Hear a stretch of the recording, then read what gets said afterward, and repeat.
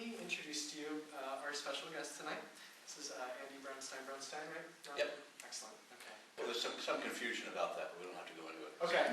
Okay. I asked around the staff, and it sounds like the staff gave me the correct No, pronunciation. it's an Ellis Island issue. Okay. Oh. Family is Ukrainian, and the last name's actually Britchkov.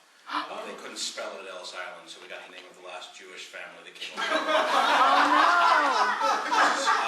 So there's been this ambivalence about the pronunciation of my name my whole life. Even my family pronounced it differently.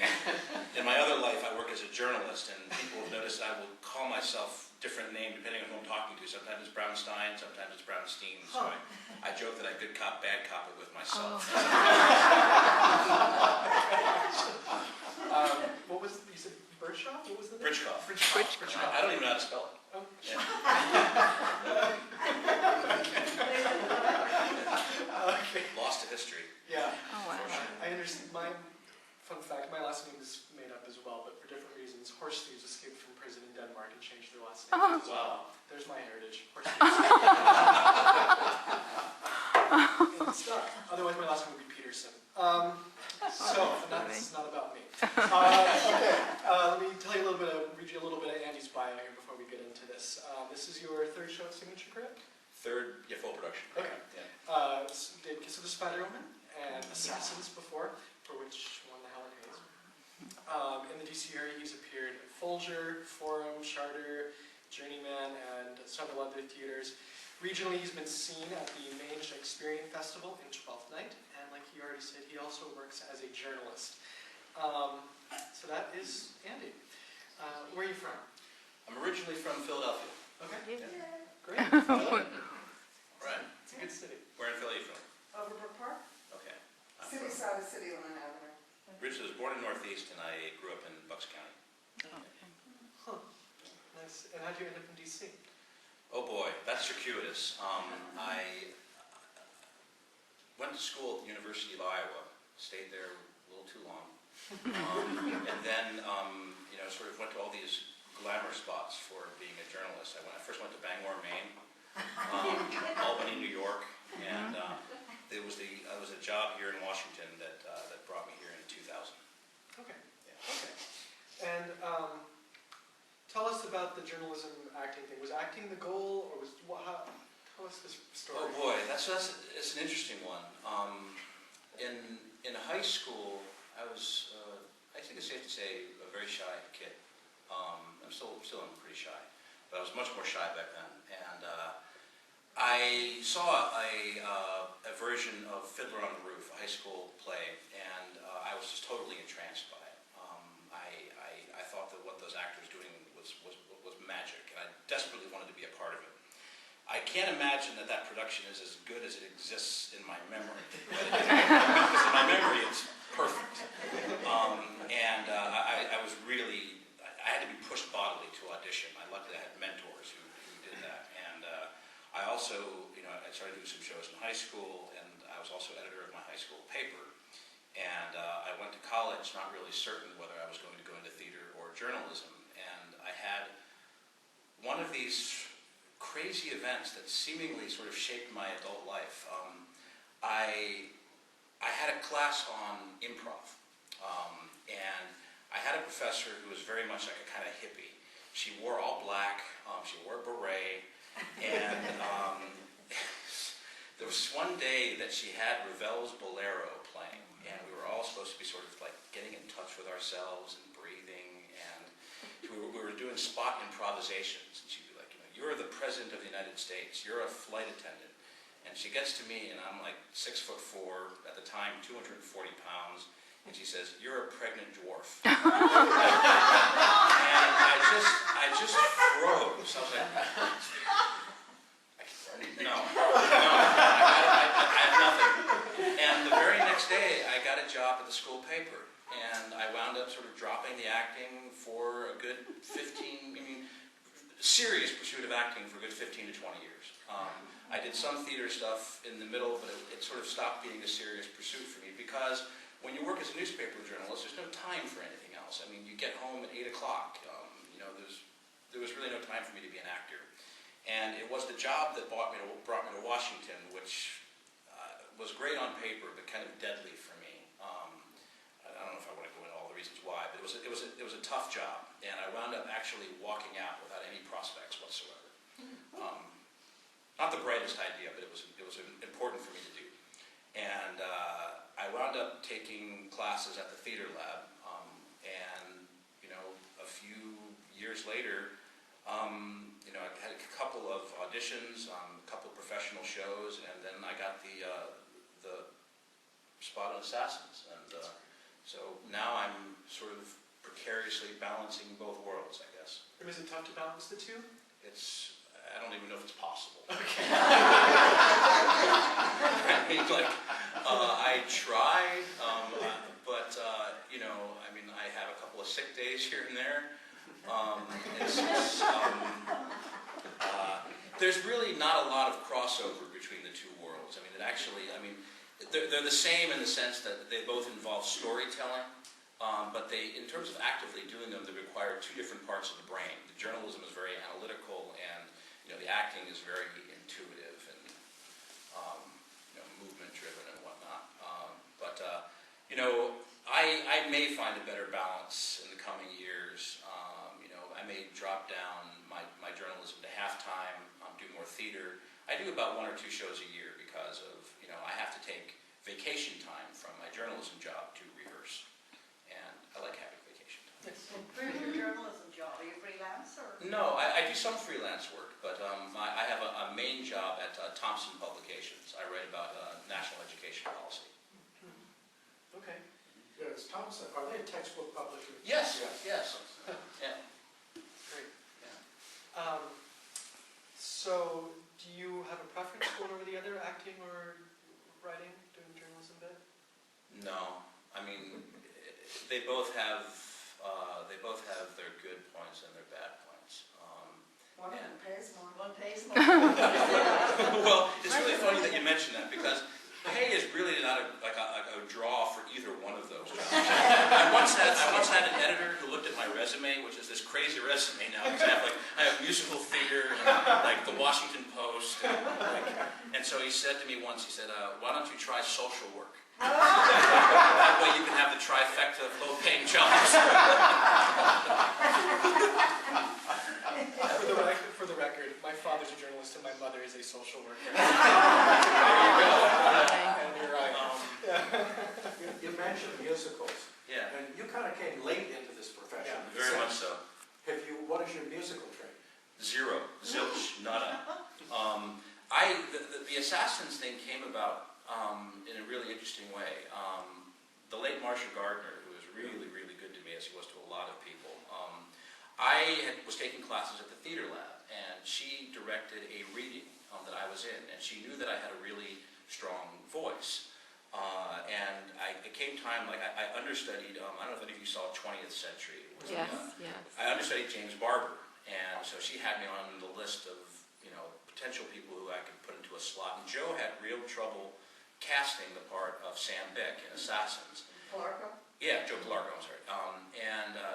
Those of you know Assassins, Bick, primary function is a non-musical one. He sings, and he leads off a couple of songs. But his primary function are these 2 monologues that sort of get into the heart of what the whole play is about. And, Is he the one in the Santa? Yeah. Amazing monologues. Really good material. Yeah, they're great, meaty monologues. And so Marcia knew that Joe was he'd gone through about 4 or 5 auditions, he was having real trouble casting it, and she asked me. And it was, I had never done a professional musical before. So it was a real risk. And Joe was taking a risk, and so I'm very, very grateful to both of them. But I didn't even know until the audition was over that I had to sing. Marcia's pitch to me was, you have these 2 great monologues, you come down, and you do them for Joe, and then at the very end of it, John Kalbfleisch, called me over to the piano and said, can you sing? And I said, I guess we'll find out. And then, the first day of rehearsal, I have just no musical training. I did a couple of things with the theater lab, but all of a sudden I'm in the room with some of the best voices in Washington asking questions like, should we do this sotto voce? It's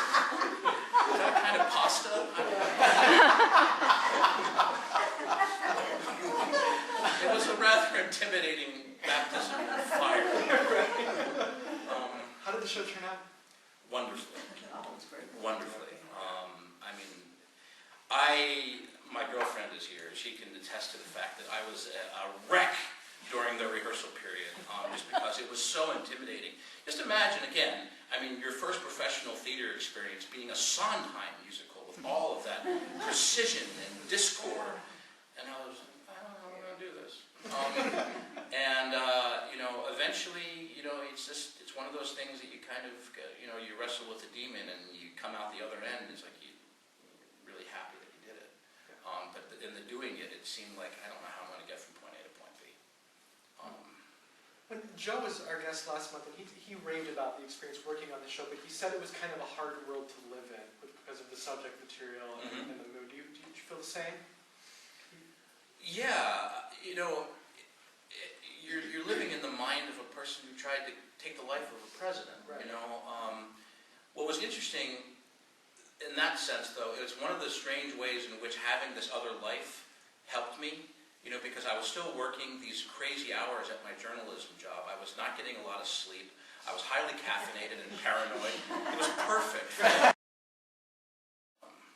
Now, speaking of turning things off, you mentioned your shy nature. Is that a problem when it comes to performing? Oh, it's an interesting question. It's not a problem for me in performing. It comes up more in rehearsal. Okay. I find, and it gets less so the more I do it, but, most actors, and sometimes this is actually an act in itself, because there's a lot of shy actors I've found. But in rehearsal, you don't tend to see that very much, and you kind of feel like the odd person in the room. And so that sometimes requires a little bit of getting over. But typically by the time that performance rolls around, I've almost gotten through it. Is there anything that you do to get past it, or you just suck it up and deal? I cry a lot. We're here for you.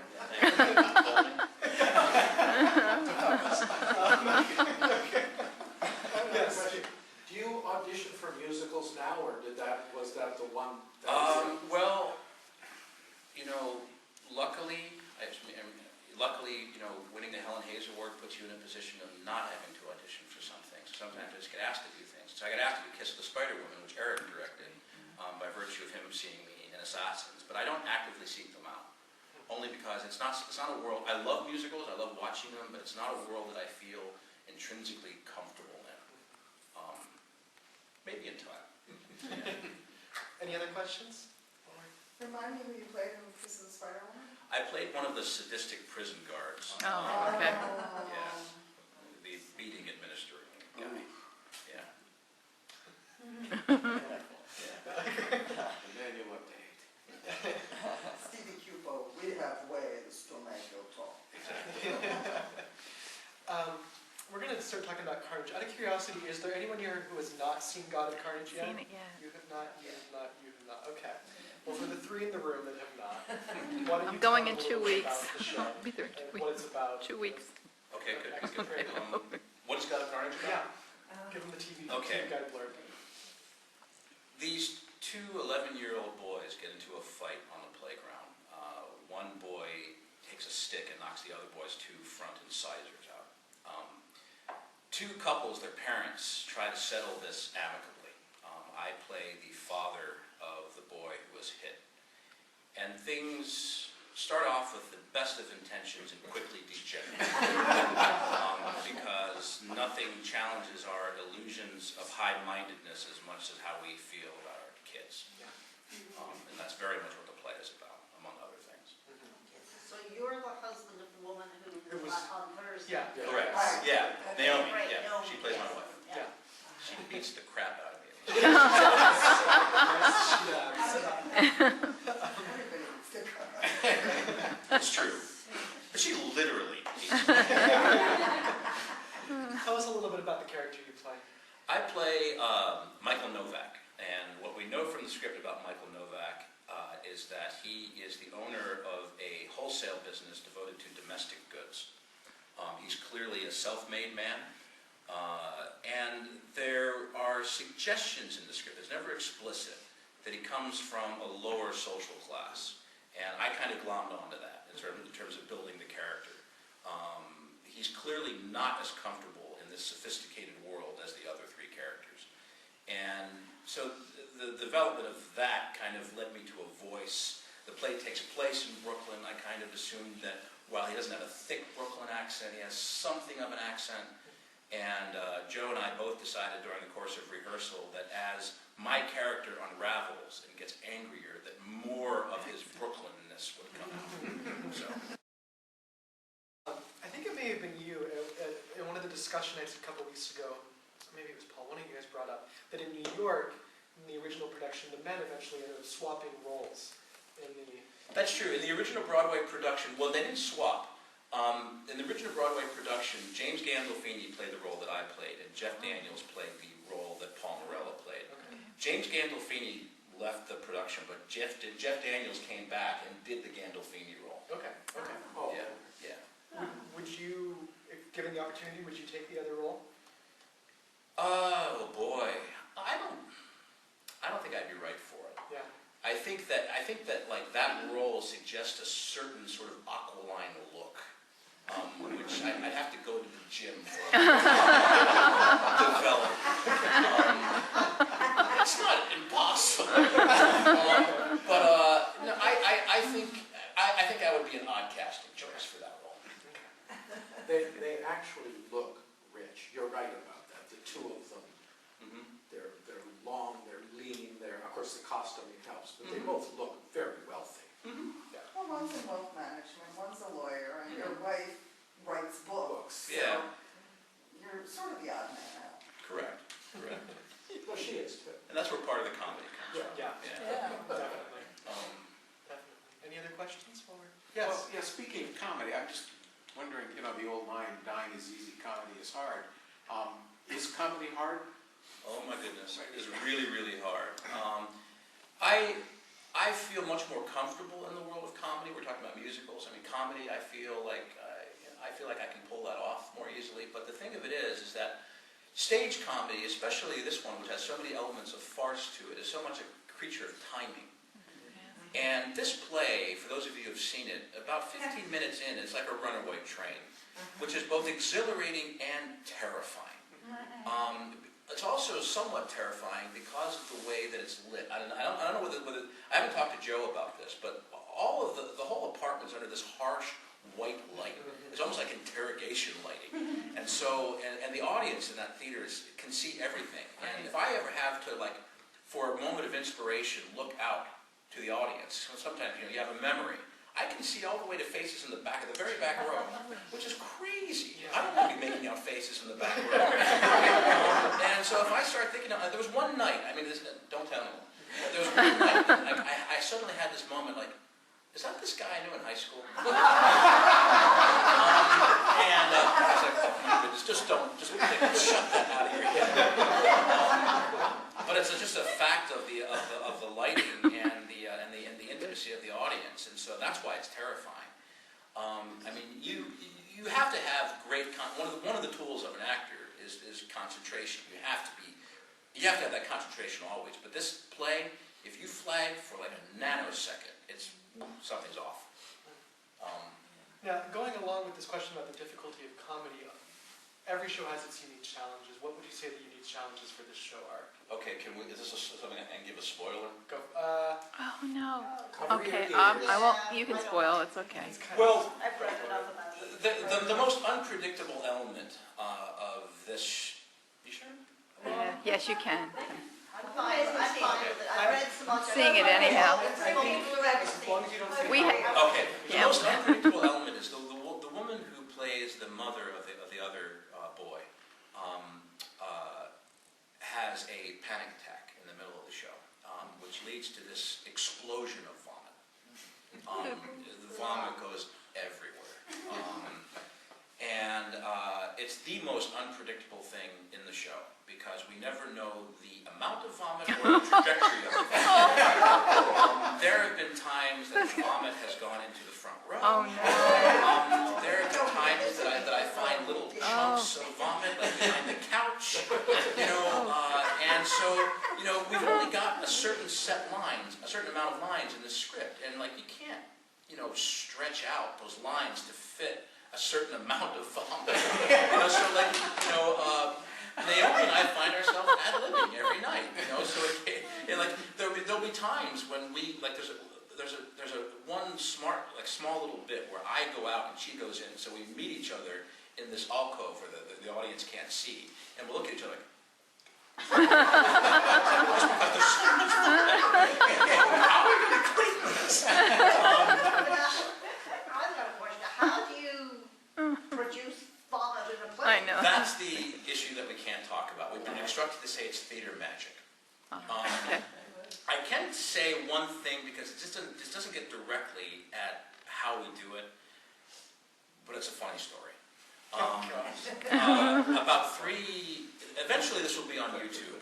About 3 nights before we opened, we had a malfunction, which if this ever happens in front of a live audience, I don't know what they're going to do. Essentially, the vomit came out of her ass and onto me. And so there's this film that exists that I think eventually we'll put it on YouTube after the run is over of vomit looking like it's coming out of Vanessa Locke's butt and onto me, and my reaction like, what do I do now?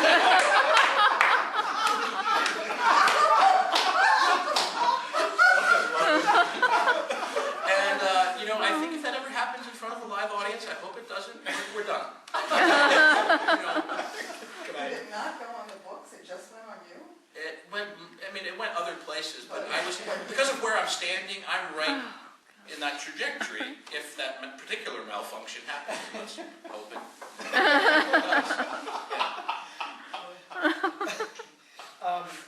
I know initially during rehearsals and previews, the show was pretty exhausting. Is it still pretty tiring, or have you guys kind of gotten adjusted to the show? It was really funny too. You don't really know this from reading the script, because you look at the script and you say, like, this could really just be 4 people talking. But part of it is sort of the demands of the script, and part of it is Joe's directorial vision. He's a very kinetic director, and so he always puts a lot of movement into his stuff. And as rehearsals went on, they got shorter and shorter and shorter because we were all getting exhausted, like we couldn't do it another time.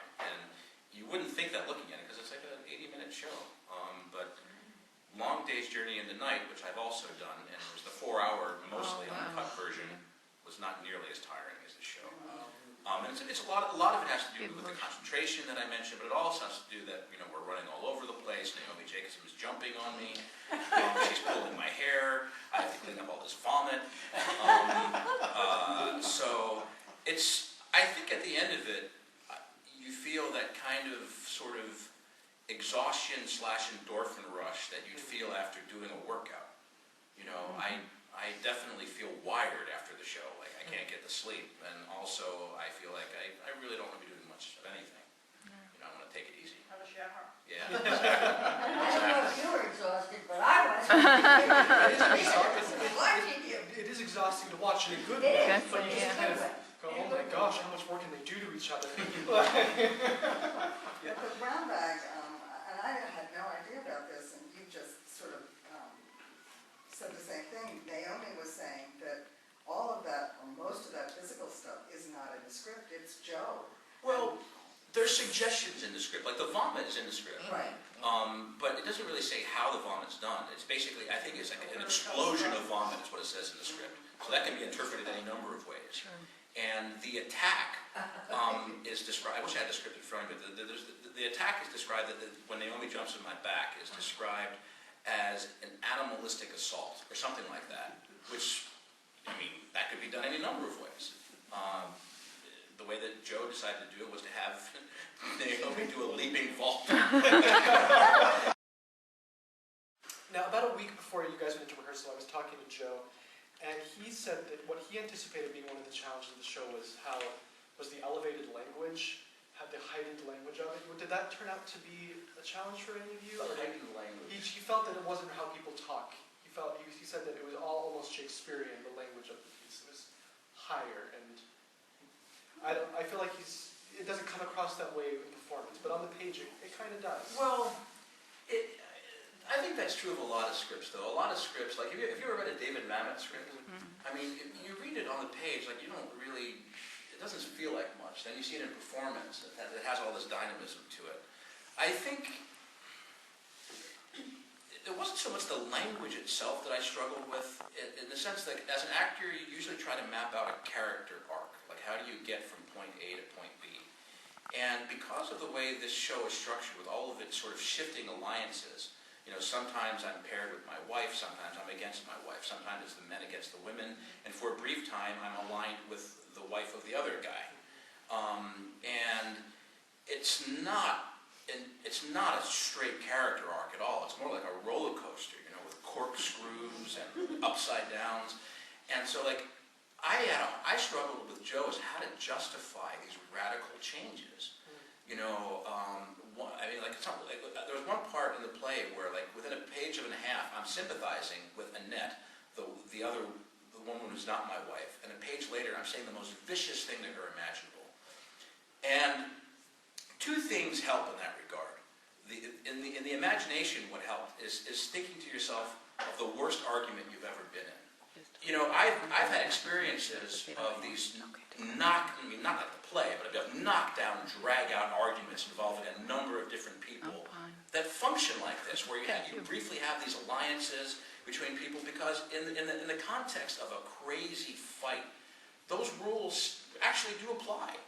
And then the other thing, which was difficult in rehearsal, and this may get to what you're talking about, is after a while, we lost track of what was funny. You know, like, I must have gone over I have this monologue about a hamster. And it's a sort of a recurring motif in the play. My daughter had this hamster that just drove me crazy. And the night before the events of the play take place, I decided to take matters into my own hands, and I let the hamster go into the street. And there's this initial monologue where my wife kind of tells the company, you know, that I did this. And I'm like, I don't want the company to know about this. And so I have this very awkward monologue justifying why I naturally put this, you know, rodent into the street. And I must have gone over it a bajillion times. And it wasn't until we had an audience that I kind of realized, oh yeah, this is funny. You know, and that's hard. Yeah. I mean, especially in rehearsal, especially rehearsing a play like this that's so fast. The audience was kind of like that extra character that we needed. And have the audiences been pretty consistent, or are you finding different laughs every night? It's very, very different. There are certain situations that get a laugh every night, but there are certain things that don't. And audiences' reactions are very different. I've had half and half. Audiences tell me that the play was darker than they thought it was going to be, and I've had the other half telling me that it was more slapsticky than they thought it was going to be. They didn't like the slapstick nature of the play. So the play kind of exists in this sort of like interesting space between realism and farce, you know, and played one way, like in France, it apparently wasn't much of a comedy at all. It was very somber. And the playwright didn't intend it to be a comedy, and it wasn't reviewed as a comedy. And it can be played very, very dark. And then because of all the slapstick and the adaptation we have now, it can be played almost like a Neil Simon play. And I think that the trick is finding that sweet spot. And I think Joe did a really good job. I think one of the interesting things is that while you're in that 80 minutes, you completely believe that situation A flows into B, flows into C, flows into D, Great. Which is a real tribute to all four of you guys. I mean, it seems very natural. And afterwards you think, you know, whoa, wait, what happened? and very funny. Thank you. And it went so quickly. I'm one of those with a very short attention span. And I couldn't believe it. It was over that I'd been there that 80 minutes. And these compliments segue nicely into my next question. This show has, to some degree, been a success pretty much everywhere it's played. And same thing with Yasmina Reyes' art as well.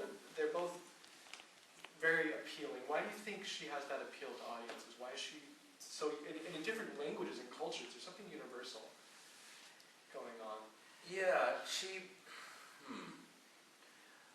I think she gives audience kind of a front row seat to a train wreck, you know, which we all worry might happen to us or has happened to us, but we like to watch it happen to other people. And also the language is so beautiful, and so she just has a great sense of humor, and a great sense of the absurd.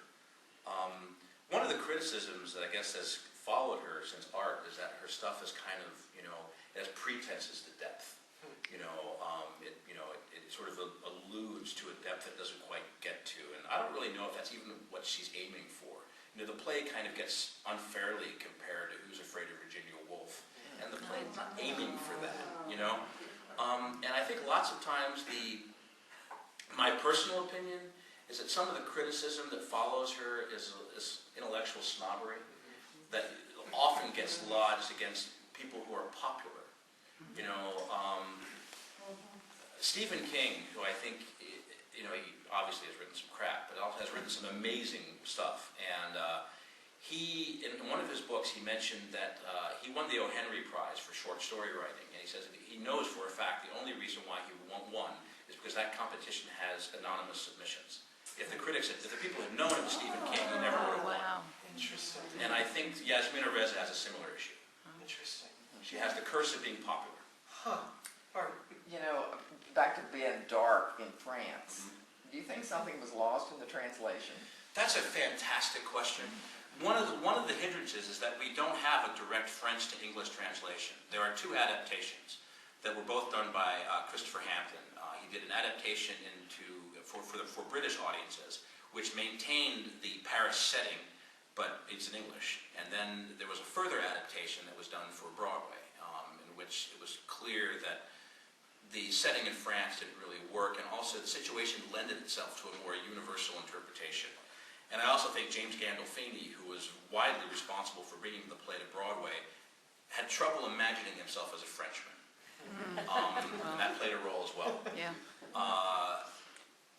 One of the things, I mean, I've actually watched YouTube clips of the French version, and I recognize the situations. You know, I mean, just because of the pacing, it doesn't seem all that different to me. And the central kind of slapstick element of the production, the vomit, is in the French version. So the answer is I don't know, but I don't think it was radically different. The other thing to keep in mind is that audiences' expectations are different. You know, there's a kind of European sensibility to this play that, you know, where I think in France there's an element of maybe a casual meanness that might be taken for granted, where you can say a really mean comment and then a second later you're best friends. Right. And that may not translate exactly to our context. True. Yeah, you were talking about how successful her work is, and the one exception that I know of is the movie Carnage, Right. which was reviewed terribly, and I think Joe told you guys not to see it? Well, we all just, yeah. Yeah, I can't say why the movie, because the cast was fabulous, Kate Winslet, Jodie Foster, Chelsea Riley. Yeah, And Black. I can't think of who the other one was. Well, Jodie Foster is Christoph funny. Waltz. Who Yeah. is? But I can't tell you why the movie wasn't successful, and the play always is, because I didn't see the movie, but that was the one exception. And I didn't think the movie was that bad. Okay. I'm sorry. People try to destroy everything. It wasn't. It was.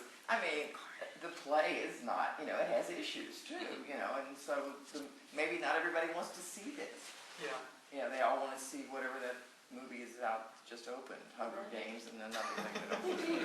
That's what they're interested in. Maybe they're not interested in four people, you know, arguing over their kids. And also, I think there are all these issues involved in adapting a play to make it work for film. Sometimes what you wind up is just a filmed play. But I don't know whether that's the case with Carnage. And sometimes it'd be better off if it was just a film to play. Right. Yeah. I mean, there are some great examples of movies where it's just a bunch of people in a room talking, like 12 Angry Men. Is a great Yeah, it's true. It's true. Yeah. So that totally negates the argument that, you know, that's the reason it might not have worked. I haven't seen it, so I don't really have an opinion either way. And But that was at a totally different time. yeah. Now, you brought up some of the criticisms against Miss Reza's plays about the facade of Dupist. Do deeper things going on in Carnage, do you think? Yeah, I mean, you're seeing the disintegration of two marriages, you know, and you're seeing basically these carefully constructed masks that people wear unravel. And, you know, it doesn't, it's not the crux of the play, but that situation itself is kind of tragic, you know? I mean, it's sort of your vantage point on it, but if you look at it from another direction, what's happening in that room is kind of tragic. And you have, like, you know, my character is definitely one of these people that tries very hard to, he's a conciliator, he tries to fix things until the very moment that he just can't anymore. And he's pushed to the breaking point. And you wonder what happens to these couples after the play is over. And I think it's very much purposeful on Reyes' part to leave the ending ambiguous. And I've heard from audience members who say, oh, you know, because of this knowledge, they'll be stronger. And I've heard other audience members say, there's no going back. And again, that depends on what you bring into it. And that's what's lovely about a piece of live theater. It's all about what you bring in. Some may look at the show and say it's cynical. Do you agree? How so? They may, because some may argue that it's saying that we're all basically animals at the core, and that we all could eventually evolve into that state. Do you agree with that analysis? Certainly, my character does. Okay. I mean, my character is not a high-minded moralist. That's my wife's job. Do I think the play itself is cynical? I think the play is neutral on the ultimate answer to that question, because it doesn't. I mean, clearly the side that Alan, the lawyer, has is that he believes in the God of Carnage, that we are basically animals and we're always going to be. But his view is not privileged in that play. You know, that you see the positives and negatives of all sides, and I don't really think the play is presenting itself as a work of philosophy either. That's a good question. I don't think I've given you an adequate answer. I think I need to think about that. Okay, no, that's fair. That's fair. I don't know. It's just a thought. I don't know. We can come back to that if you want. I think what the play is really about is not about that question, but about how facile we can be with the answers that we do have. I think what she's saying is it's a lot harder than just basically, you know, spouting off a lot of high-minded rhetoric. You know, that really coming to these kinds of answers is much more difficult than we think it is. I think that's what Rez is about. I like that. Yeah, thank you. Do you have favorite moments in the show, parts you look forward to every night?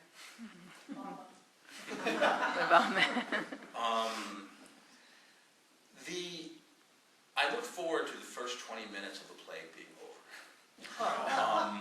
Only because that's basically the most expository portion of the play. And also, there's a feeling of you're kind of being dropped in the jungle in that beginning portion of the play. And there's an awkwardness that I sometimes feel. You know, you have this harsh light on you. You're sort of in the very middle of a discussion, and you feel exposed in a way. What's interesting is that if I feel that way, it feeds right into my character, because my character feels out of place and awkward. And so it's just a matter of getting a little bit more into past the exposition, I suppose, and it happens very fast in the play. Yeah. Yes. What are you eating? What kind of food you go get for Kafluti. Is it really? I never heard of that. Kafluti. It's Is it good? It's French, Yeah, yeah. it's strange they didn't translate that to something else, but Well, maybe that says something about the family. it does. It says a lot about the pretensions of my wife. You know, it's not like we're not going to have apple cobbler. You know, This French thing you know, no one's heard of. yeah, we're gonna have kafluti. And that's purposeful. What we're having is not exactly kafluti. It's a sort of an apple pastry. Is it good? I'm sick.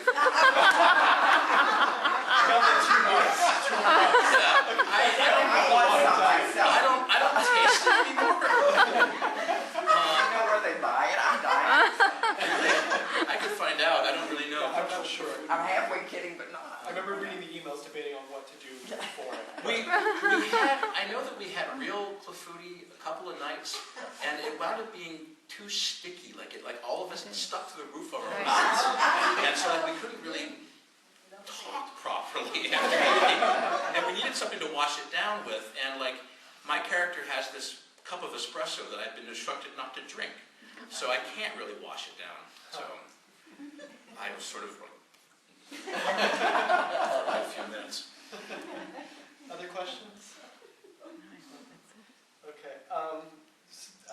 Tell us about this cast you're working with. They're a pretty amazing group of people. They're really amazing. Naomi Jacobson plays my wife, is unbelievably talented and is so fiery and so passionate. And what a lot of people don't know is what a generous person she is. I always find it kind of surprising and a bit amazing when people who are that talented are also thoughtful and generous, and she's been very, very good to me. All of them are amazing, intimidatingly so actors, and so you automatically have to be on your A game when you're in the room with them. Paul is very, he plays Alan, the lawyer, and he's very, very intense, extremely precise, and he can talk about his craft like he sounds like a textbook. He's thought very deeply about all of the choices that he's made. And Vanessa is just a marvel. The way that she transforms in that show. There's a moment after she comes back after puking when you see her hair go down, and it's like every night it's just kind of chilling to watch that. They're great, all of them. And Joe, none of us auditioned for the play, and I think that's purposeful on Joe's part because he wanted to work with people who he felt comfortable with, and we had to work well not only as individuals but as an ensemble. And so I think that turned out well. What's it like working with Joe? Oh boy, Joe is fantastic. I've worked with him. This is the third play that I've done. Joe is one of the things he brings to things, and we mentioned this before, is a focus on movement. He likes to do these exercises that are called viewpoints. That's based on Anne Bogart, where it's sort of a learning of vocabulary to move. And so very early in the rehearsal process for all of his shows, he'll have all of the actors do these exercises about how do you move and how do you move in relation to other people. And it'll be like experimenting with speed and duration and gesture. And the other thing about Joe is that he was once an actor, and he understands the way that actors think very well, which is a very useful tool to have as a director. Sometimes you get a director who just tells you where to stand, and that's difficult, especially with a play like this where you have to make sense of certain transitions. And I think Joe also brings to it sort of an understanding of the craziness of the actor's process. Joe gave me probably the best advice I've ever gotten from a director. During Assassins, about 3 nights before we opened, he called me over and he said, Andy, lately it seems like you've lost confidence in what you're doing. Don't do that.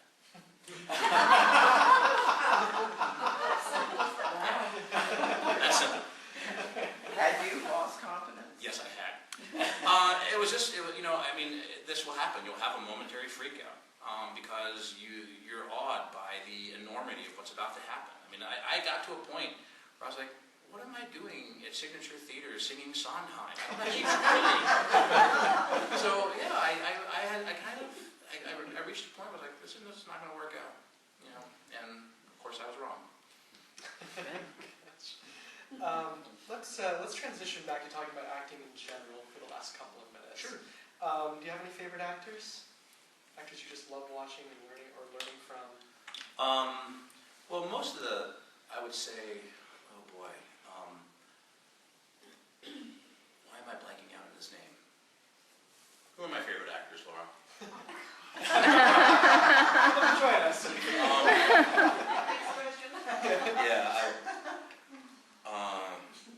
I tend to really admire the actors who can totally disappear and not Gary Oldman, thank you. Gary Oldman is one of my favorite actors, only because if you look at a person who can play both Beethoven and Lee Harvey Oswald, that's kind of amazing. And if you look at pictures, he completely disappears. You know, Paul Newman is one of my favorite actors, only because everything he does is so amazingly true and authentic, and he's not one of these people who disappears. I mean, every one of his roles is very identifiable as Paul Newman, but he has a different kind of truth to his acting. And there are others that I'm going to forget about. That's fine. That's fine. What would you say makes a good actor?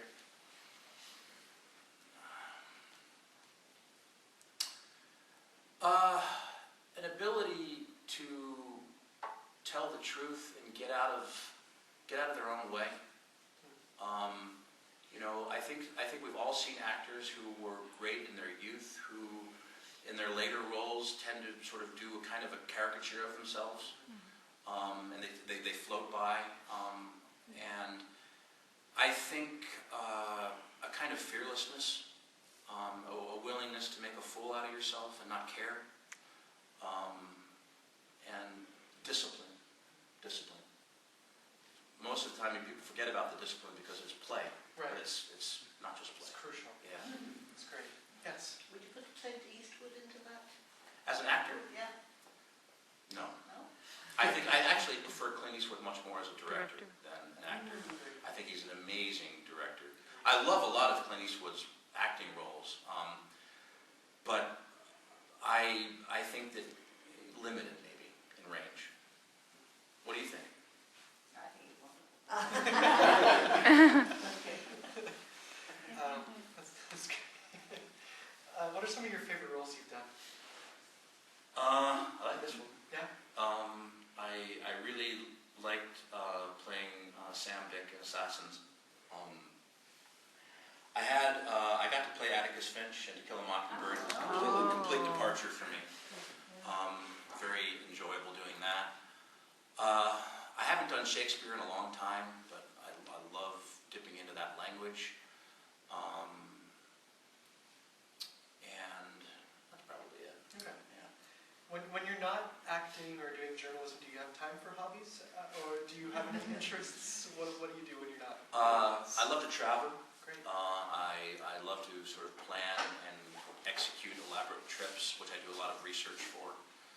I love live music. I love to hike, swim. Yeah. That's great. Yeah. Favorite places you've traveled to? Made a trip to what used to be Eastern Europe, Eastern Bloc, 2 to 3 years ago, and saw all these countries that are sort of with varying degrees of success emerging from communism, and that was amazing. Went to too many places in a 2-week period. I went to Hungary, the Czech Republic, Slovenia, Poland, Croatia. It was a lot of fun. And Italy was probably my second favorite trip. That's great. You didn't go to Ukraine?